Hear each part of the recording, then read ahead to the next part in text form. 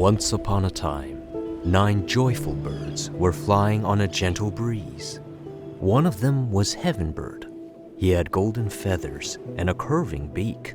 His favorite food was pasta, and he was captivated by what lay beyond his habitat. Beneath him, in the ocean, lived Crystalfish. She had a heart-shaped, sparkly scale on her side. She spent most of her time surrounded by sea creatures that played live underwater concerts. She had almost been eaten by numerous sharks, but managed to escape each time. She liked to daydream and swim around with her lantern. Crystalfish cared about her fish friends, but fish can hide their emotions, so it was difficult to know when they were crying. Crystalfish longed to transcend her ocean world, to discover every fascinating thing in the sky's blue expanse.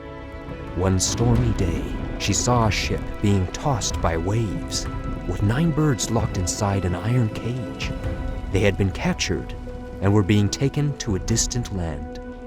Concerned, Crystalfish gathered her friends, and together they swam to rescue the birds. They reached the ship just as it crashed against some rocks. The iron cage fell into the sea, and the fish managed to free the birds. Back in their own world, each longed for the other. Why are the ocean and sky blue, yet separate? Heavenbird imagined that the sky and ocean had once been joined. Could they not be joined back together? Crystalfish wondered how she could show Heavenbird her underwater bicycle and fabulous kites. Heavenbird flew across the water's surface, while Crystalfish swam just beneath, hoping the 2 spaces separating them would merge into a single substance. They could even feel each other's heart beat. Finally, Heavenbird had an idea. He and his bird friends devised a plan to help Crystalfish see the world above water. At the same time, Crystalfish and her friends built a submarine so Heavenbird could plunge into the deepest depths without his feathers touching water. Heavenbird's flock swooped down, carrying a crystal bowl inside a basket. Crystalfish leapt in and flew skyward. She could see the world expanding as they flew ever higher. The next day, a school of fish emerged from the sea, inviting Heavenbird to board the submarine. They led it into the ocean, where he was amazed at such strange and luminescent creatures. This experience bonded Crystalfish and Heavenbird even more. What a whirlwind of emotions, falling in love only to realize it had been a fleeting moment. Angry and frustrated, Crystalfish bore a hole through a coral trunk.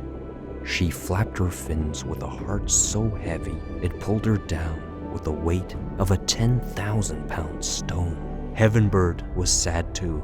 In desperation, he dove into the ocean, but could not bear the heaviness of the water and had to retreat. The sky and sea were their solitary prisons. They made up their minds.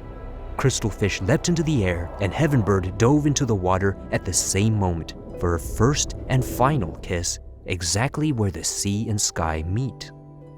It was a beautiful but sad moment, as they both collapsed and died. The ecstasy of the kiss and the agony of parting killed them.